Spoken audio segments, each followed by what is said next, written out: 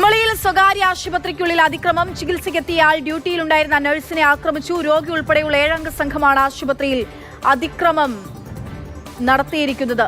വിവരങ്ങളുമായി നിതിൻ തോമസ് ചേരുന്നുണ്ട്. നിതിനിലേക്ക് എത്താം. അതിനു മുമ്പ് നമുക്ക് ദൃശ്യങ്ങൾ കാണാം.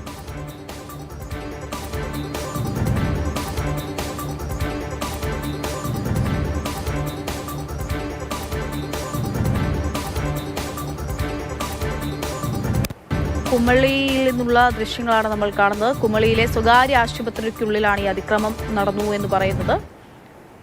ഉന്തും തള്ളുമൊക്കെ നമുക്ക് കാണാൻ സാധിക്കുന്നുണ്ട്.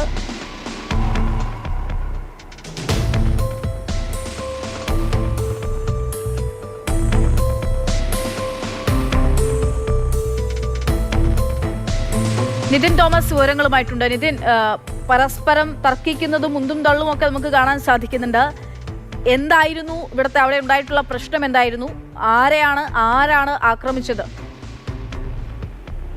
മറ്റൊരു പ്രദേശത്ത് വെച്ച് ആക്രമണം നടത്തിയതിനു ശേഷം അതിന്റെ ചികിത്സയ്ക്കായിട്ടാണ് കുമളിയിലെ സ്വകാര്യ ആശുപത്രിയുടെ ക്ലിനിക്കിലേക്ക് ഈ 7 അംഗ സംഘം എത്തിയത്. ഒരാളുടെ കൈക്ക് വെട്ടേറ്റിരുന്നു. അത് ചികിത്സിക്കണം എന്ന ആവശ്യവുമായിട്ടാണ് ഈ ആശുപത്രിയിലേക്ക് എത്തിച്ചത്. എന്നാൽ ഈ ആശുപത്രിയിൽ പ്രാഥമിക ചികിത്സ നടത്താനുള്ള സൗകര്യങ്ങൾ മാത്രമേ ഉള്ളൂ. അതുകൊണ്ട് തന്നെ അവിടെ ചികിത്സ പൂർണ്ണമായി ചികിത്സിക്കാൻ സാധിക്കില്ല. ഡ്രസ്സ് ചെയ്തു തരാം, അതായത് മുറിവിന്റെ ഭാഗം മാത്രം ഒന്ന് ഡ്രസ്സ് ചെയ്തു തരാം, ബാക്കി ഓർത്തോയെ കാണണം എന്നുള്ള രീതിയിൽ ആശുപത്രി അധികൃതർ അവരോട് അറിയിക്കുകയും അതിനുശേഷം ഡോക്ടർ ഇതിന്റെ പ്രിസ്ക്രിപ്ഷൻ എഴുതാൻ വേണ്ടിയിട്ട് മാറിയ സമയത്ത് ഈ ഡ്യൂട്ടിയിൽ ഉണ്ടായിരുന്ന നേഴ്സ് ഈ ഇദ്ദേഹത്തിന്റെ കൈ ഡ്രസ്സ് ചെയ്യുകയായിരുന്നു. ആ സമയത്താണ് ഈ നേഴ്സിനെ ആദ്യം ആക്രമിക്കുന്നത്.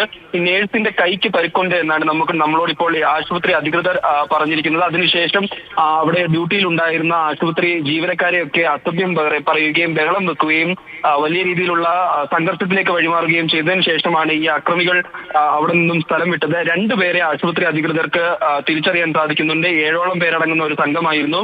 ഇപ്പോൾ ഈ 2 പേരുടെ പേരുകൾ ചേർത്ത് പോലീസിൽ കേസ് നൽകിയിട്ടുണ്ട്. പോലീസ് ഇപ്പോൾ ഈ ഡ്യൂട്ടിയിലുണ്ടായിരുന്ന ഈ നേഴ്സിന്റെ അടക്കം മൊഴി രേഖപ്പെടുത്തി വരികയാണ്. കേസ് എടുത്തതിന് ശേഷമാകും നമുക്ക് പ്രതികൾ ആരൊക്കെ എന്നുള്ള കാര്യത്തിൽ വ്യക്തത വരിക.